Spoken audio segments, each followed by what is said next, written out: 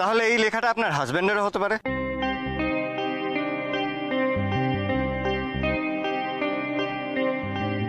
লেখাটা যদি আপনার হাজবেন্ডের হয় তাহলে একরকম, কিন্তু যদি এটা আপনার হাজবেন্ডের না হয় তাহলে কিন্তু মানহানি, ইভটিজিং এর কেস হয়ে যেতে পারে। আরে বাবা কি মুশকিল, আপনি কি বলছেন বলুন তো এসব? আমি কিছুই বলতে চাইছি না, কিন্তু আপনি এটা বুঝতে পারছেন না যে এই হাতের লেখাটা আপনার হাজবেন্ডের কিনা? না, আমি বলতে পারছি না, আমার পক্ষে সেটা বলা সম্ভব নয়। আর তাই যদি হতো তাহলে তোর ওর নাম লেখা থাকতো, সেটা তো লেখা নেই। শুভদা, কখন এলে তুমি? কেমন আছো? আর তুমি এসেছো, আমাকে একটা ফোনও করলে না। আমি একটু আগে এসেছি, তোর এই প্রশ্নটা করার 7 মিনিট 46 সেকেন্ড আগে। বাবা, সত্যি তুমি এখনো চেঞ্জ হওনি তুমি না? আচ্ছা তোমাকে দাঁড়িয়ে রয়েছে কেন? চলো চলো, তোমাকে হরদাদের সাথে আলাপ করে দিই, এসো।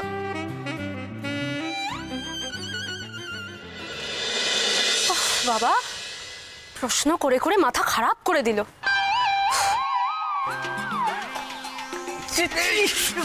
কি ব্যাপার বলতো? আমাদের দিক থেকে তো কেউ ঘুড়ি ওড়াচ্ছে না, বেটা ছেলে কার সঙ্গে প্যাচ খেলছি? ওই ঘুড়িটার সাথে অর্জুনদা প্যাচ খেলছে, দেখেছো? আরে ওটা আমাদের পাড়ার ঘুড়ি নয় গো বোচাই কাকু, বাইরের পাড়া ঘুড়ি। একদম বেটা অনেকক্ষণ ধরে দাদার সঙ্গে টক্কর নিচ্ছে, দেখো। আরে নে না, ডান দিক দিয়ে নে না। দেখিস অর্জুন, বেপাড়ার ছেলেদের কারো হাতে তোর ঘুড়ি কেটে গেলে আর লজ্জার শেষ থাকবে না রে আটকুড়ির বেটা। তুই ছাড় না, তুই ওরা এনে করছিস কেন? তুই খেল। আরে আমার বিগ ব্রাদার জিতবে। কি রে, জিতবি তো? ওই জিতবে। আরে তো ওড়াতে দে না ঘুড়িটা, কি করছিস? জিতবে কি করে? অর্জুন, প্রেস্টিজের ব্যাপার, ঠিক করে ঘুরি ওরা। এবার যা প্রেস্টিজ পাংচার হয়ে যাবে না তোদের, বুঝবি? আরে সারান দে, তাই রয়ে যাবো। হে অর্জুন, এই ঘুড়িটা কেটে দেখাই দে, তুই বসাক বাড়ি পোলা। কাট কাট, চল চল চল চল চল দাদা কাট। অর্জুন দা, তুমি চালিয়ে যাও, ওই ঘুড়িটা কিন্তু তোমাকে কাটতেই হবে। হ্যাঁ, তলা দিয়ে ঢোক, তলা দিয়ে ঢোক। ছাড় না। আচ্ছা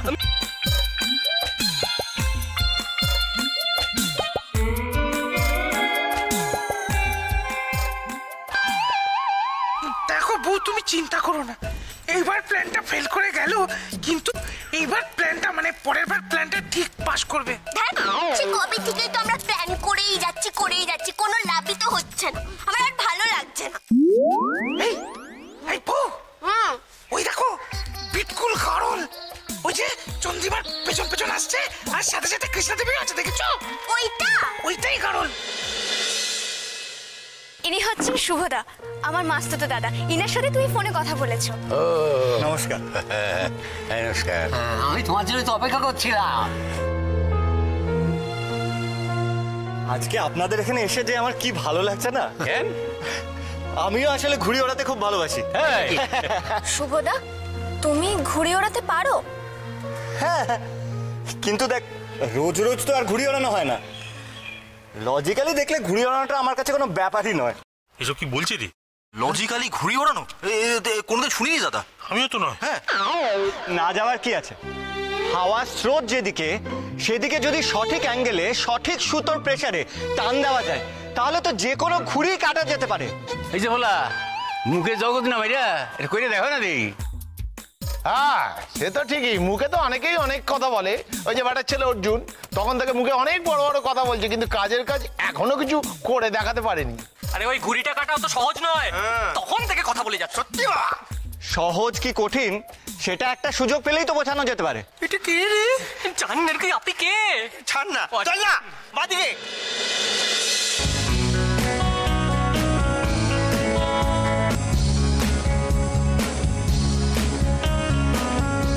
প্রফুল্ল পড়ার সম্মান। এক্সকিউজ মি, লাটাইটা একটু আমার হাতে দেওয়া যেতে পারে? লাটাইটা।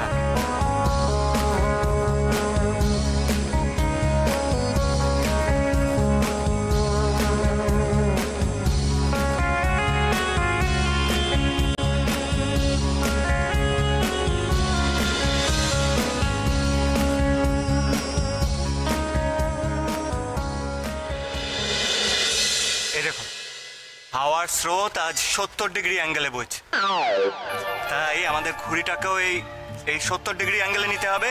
এই যে বক্তার ঘুড়িটা কেটে দেখাও দেখিনি। হ্যাঁ, অনেক তো বক বক বক বক বক বক করছো।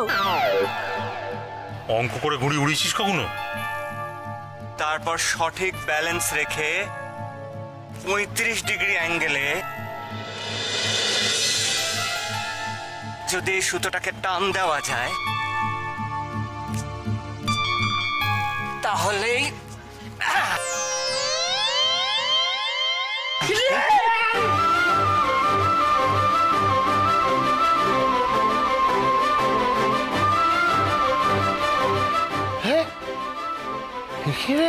নমস্কার। না না মানে ঠিকই ছিল এমনি। ঠিক আছে, এমনি হয় তো, এরকম কত কাটা যায়। হিরো হ্যালো, সত্যি সত্যি তো কাটিয়ে হালাইলো। হ্যাঁ, লজিক্যালি। তাই তো দেখছি বাবা।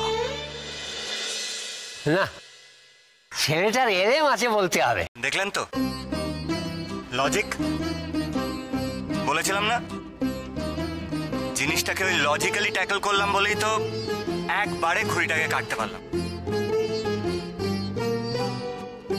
এই নিন, এবার আপনি ঘুড়ি ওড়ান। ওড়ান, মনে রাখবেন জিনিসটাকে লজিক্যালি দেখার চেষ্টা করুন।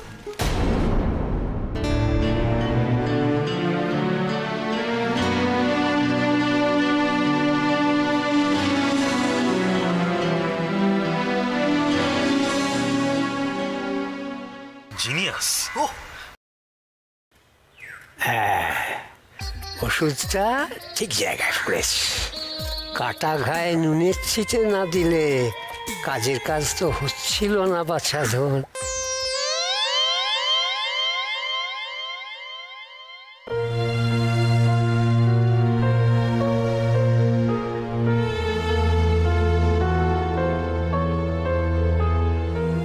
এই, ধর এটা, ধর ধর ধর ধর ধর। হ্যাঁ, ঠিক আছে।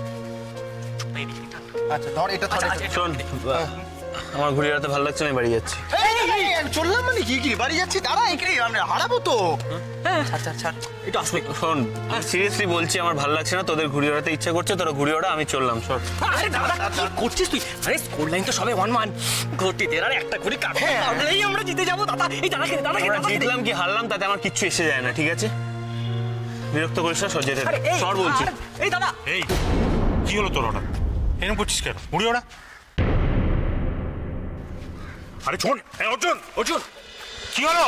হাই,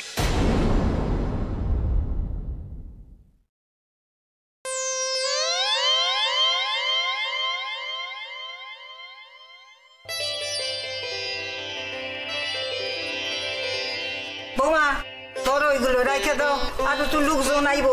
যাও যাও যাগো, ওই কাম কাজ গুলো সাইরা নাও না, ওই যে ওগুলো উঠাইয়া নাও। বাপরে বাপ, কি হইল রে? তো হঠাৎ করে শুইলাইলে কেন? দেখো, কথা কয় না কি রে, ঘুড়ি উড়ানো হয়ে গেল? হ্যাঁ, হয়ে গেল। বাবা, এত তাড়াতাড়ি হয়ে গেল? কেন দিদিমণি, তুমি কি ভেবেছিলে যে আমি সারাদিন ধরে সারা রাত ধরে ঘুড়ি উড়িয়েই যাবো? না, তোর আবার কি হলো?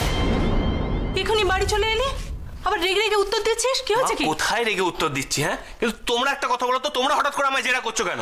আরে বাবা, কে জেরা করেছে তোকে?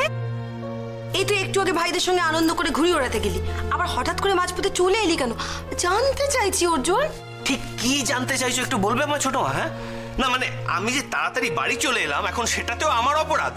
না না না না না না না না, তোমার অপরাধ হয় নাই মনা।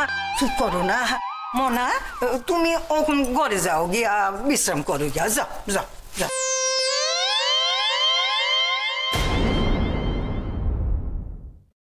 এই উটকো আবোদা ছেলেটা কে বা কোথা থেকে উদয় হলো কে জানে।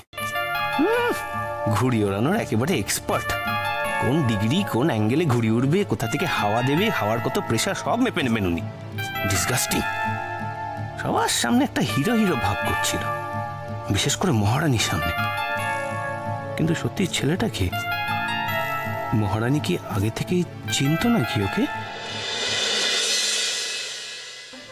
না না, সেসব তো ঠিক আছে, কিন্তু ব্যাপারটা আমাদের লজিক্যালি একটু দেখতে হবে। হ্যাঁ, ওই লজিক্যালি দেখার জন্যই তো তোমাকে আমাদের দরকার। সে তো আমি জানি, কিন্তু আমাকে একবার গোড়া থেকে পুরো ব্যাপারটা শুনতে হবে, হ্যাঁ। নাহলে তো আমি কিছুই করতে পারবো না। হ্যাঁ, তাহলে তো সব কথা তোমাকে বলতেই হবে। তাহলে শোনো। দেখিস না ওই ছেলেটা কে, আগে তো কখনো দেখিনি। কি জানি ঠাম্মা, আমিও তো আগে কখনো দেখিনি, এই তো কিছুক্ষণ আগে আলাপ হলো। তো দাদু ওই ছেলেটার সঙ্গে তখন থেকে কি গুজুর গুজুর ফুসুর ফুসুর করছে? হাই পাস, হরদাদু তো এই মক্কেলকে নিয়ে এই বাড়িতেও হাজির না, একটা কোনো কেস আছেই। এই ঘর থেকে তো কিছুতেই নড়া যাবে না, কেসটা কি আমাকে জানতেই হবে। বাবা হ্যাঁ, চা। ও দাও দাও দাও।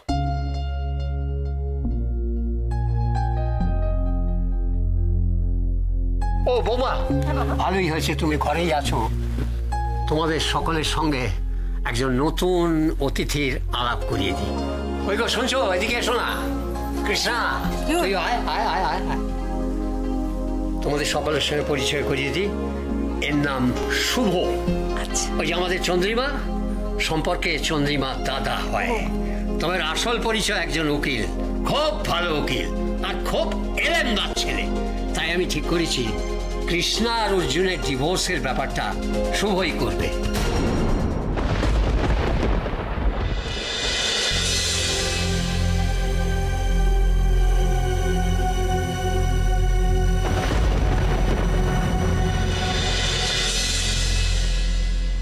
থাক থাক বাবা থাক। আরে ঠিক আছে ঠিক আছে। আপনারা কিন্তু একদম টেনশন করবেন না, এই কেসটা খুব ইজিলি সলভ হয়ে যাবে। হ্যাঁ, আমরা সকলে তো সেইটাই চাই বাবা।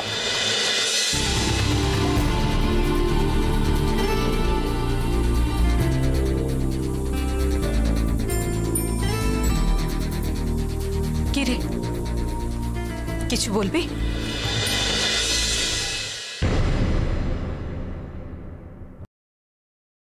কি হলো, বুঝতে পারছেন না তো যে এই ব্যাপারে কি বলবেন? তবে একটা কথা বলে আমি আপনাকে আশ্বস্ত করে দিতে চাই, আপনাদের পুরো কেস হিস্ট্রিটা আমি শুনে নিয়েছি। বলতে গেলে ইটস ক্লিয়ার লাইক ওয়াটার। একদম টেনশন করবেন না, ডিভোর্সটা খুব ইজিলি হয়ে যাবে। মনে রাখবেন, এটা কেউ আটকাতে পারবে না।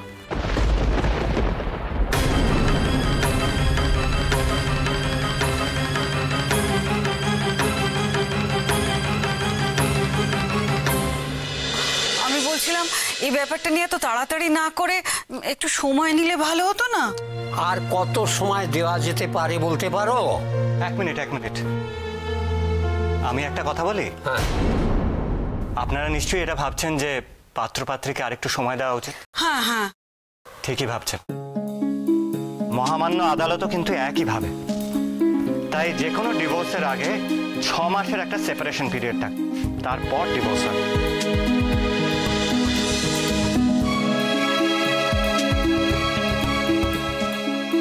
বাবা, সবই তো বুঝতে পারছি, কিন্তু এত কিছু করার আগে ও বাড়িতে একবার গিয়ে একটু আলোচনা করলে হতো না? ও বাড়ি মানে? কৃষ্ণের শ্বশুর বাড়ি। ও হ্যাঁ, ও বাড়িতে তো কথাটা জানাতেই হবে। তবে আপনারা কেউ প্লিজ জানাবেন না, যা বলার আমি গিয়েই কথা বলবো। ওমা, কিন্তু বিয়ে হোক বা ডিভোর্স, সবটাতেই একটা আইনি জটিলতা আছে, আর সেই জটিলতায় আপনাদের না পড়াটাই ভালো। ও ভালো কথা।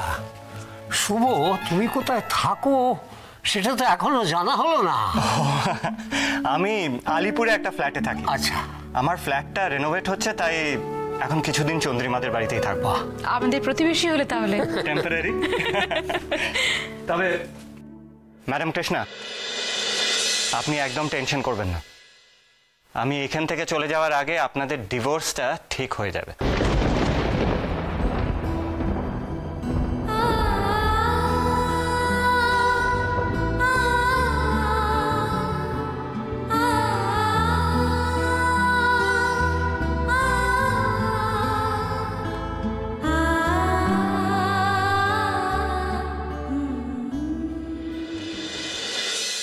মা, এই কেসটা তো একেবারে ভালো কেস না। না, আমার মনটাও কেমন যেন পাঞ্চে হয়ে গেল। ও বাড়িতে গিয়ে খবরটা দিয়ে আসি। কিন্তু সত্যি সত্যি যদি অর্জুন দা কৃষ্ণাদি ছাড়াছাড়ি হয়ে যায়,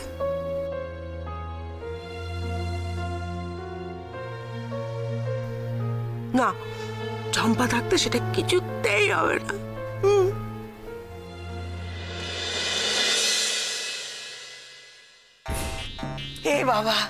হে বাবা বিশ্বকর্মা, তুমি মুখ তুলে চাইছো ওই বাড়ি গটি বাড়ির মায়াটা আমগো বাসায় আর আইবো না।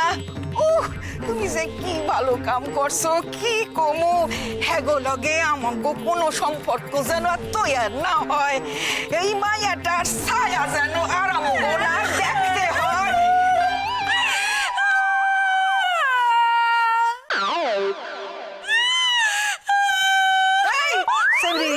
কি হইলো, কি এরকম মোড়া কান্নায় জুইরা দিলি কেন রে? আর বলো না দিদিমণি, আমি ওই বাড়ি থেকে যা শুনে এলাম না, আমার প্রাণ থেকে ওর করতেছে। তা কবে তো কি হয়েছে? জানো তো, ওই বাড়িতে একটা লোক এসেছে, সে বলছে অর্জুন তার জীবন থেকে কৃষ্ণাদির ঘুড়িটা একেবারে গজাং করে কেটে দেবে। তার মানে তুমি বুঝতে পারছো না তার মানেটা কি? ওই বাড়িতে ঘটি বাড়িতে হঠাৎ একটা লোককে এনেছে, সে নাকি উকিল, জানো তো? সে বলছে সে সব পারে, সে বলছে অর্জুন দা আর কৃষ্ণাদির চিরজীবনের মতো ছাড়াছাড়ি করে দেবে। কি কইলি? অর্জুন আর কৃষ্ণার সারাসারি হইয়া যাইব? বাবা বিশ্বনাথ, বাবা বিশ্বকর্মা, তুমি মুখ তুলে চাইছো গো, তুমি মুখ তুলে চাইছো। এটা ভালো হবে? ভালো হইব না? সেমরি, একদিন বাদে তুই একটা ভালো খবর আনলি, তোরে আমি পুরস্কৃত করুম। সত্যি? দিদিমণি, তুমি আমাকে পুরস্কার দেবে? কে হলো কি? না দিদিমণি, তুমি মোটেই ঠিক বলছো না। অর্জুন দা কৃষ্ণাদি ছাড়াছাড়ি হয়ে যাবে, সেটা মোটেই ভালো হবে না। যার বিয়া তার হুশ নাই, পাড়া পড়শির ঘুম নাই, হু হু হু করতেছে। আমগো পোলাটা তো খুব ভালো আছে রে। মোটেই না, এটা যেটা তুমি বললে সেটা মোটেই তুমি ঠিক বললে না। অর্জুন দা কৃষ্ণাদি মোটেই ভালো নেই। আমি ওদের দুজনকে দেখে বুঝেছি, ওরা দুজন খুব কষ্টে আছে। আপনারাও ঘটি, আমিও ঘটি। ঘটি মানে একবারে বিশুদ্ধ ঘটি, নো কাট। না, এই লুচি আর সাদা তরকারি এটা যে আমার কি পছন্দ, তাই অনেকগুলো লুচি খেয়ে ফেললাম। আর দুটো দিই তোমাকে। না না, একদম না। একদম না মানে? আরে তোমাদের বয়সে আমরা কটা করে লুচি খেতাম জানো? আমি আর খেলে আমার পেট ফেটে যাবে। আপনি বরং একবার কৃষ্ণা ম্যাডামকে ডেকে দিন, ওনার সাথে আমার একটা জরুরি কথা আছে। কৃষ্ণা তো ঘরে আছে, ওকে তোমার কি দরকার? না, ওনার সাথে একটু কথা না বললে আমি আমার কাজ শুরু করতে পারবো না, তাই ওনার সাথে কথা বলাটা আমার খুব জরুরি। প্লিজ ওনাকে একবার ডেকে। হ্যাঁ নিশ্চয়ই। কৃষ্ণা, ও কৃষ্ণা, একবার নিচে শোন। হ্যাঁ বাবা, মা শোনো না, বলছি তুমি একটা কিছু করো। কোথাকার একটা কে ছেলে উড়ে এসে জুড়ে বসেছে, ওরা কৃষ্ণা অর্জুনের সম্পর্কটাকে ভেঙে দিতে চাইছে। এটা তো হয় না। হ্যাঁ কিন্তু দেখুন মা, পুরো মা, আচ্ছা দাঁড়া, আয় নিচে আয়। ডাকলে আমার? শুভ তোর সঙ্গে কথা বলবে, যা।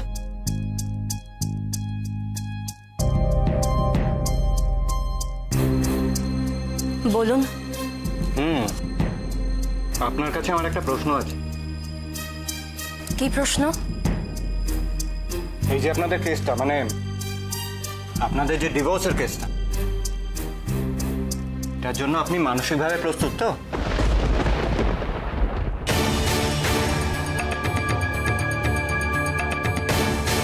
না, হ্যাঁ, মানে আমি না সেভাবে এখনো ভেবে দেখিনি। না না, এরকম আমতা আমতা করে বললে তো হবে না, আপনাকে স্টেডলি বলতে হবে। মানে আপনি কি ভাবছেন সেটা জানাটা আমার খুব দরকার। না না, ও আবার কি ভাববে? আপনি একটা জিনিস বুঝতে পারছেন না, যতক্ষণ না উনি নিজে আমাকে বলছেন ততক্ষণ তো আমি আমার কাজই শুরু করতে পারবো না। ওনার মতামতটা জানাটা আমার খুব দরকার। না, এবার দেখছি এই একটা জিনিস তুমি নিজেও বুঝতে পারছো না। কি জিনিস বলুন তো? না না, আমার নাতনি যদি রাজি না হতো, মানসিকভাবে এ ব্যাপারে প্রস্তুত না হতো, তাহলে তো আমরা তোমাকে এখানে ডেকে আনতাম না। কিরে কৃষ্ণা, তাই তো?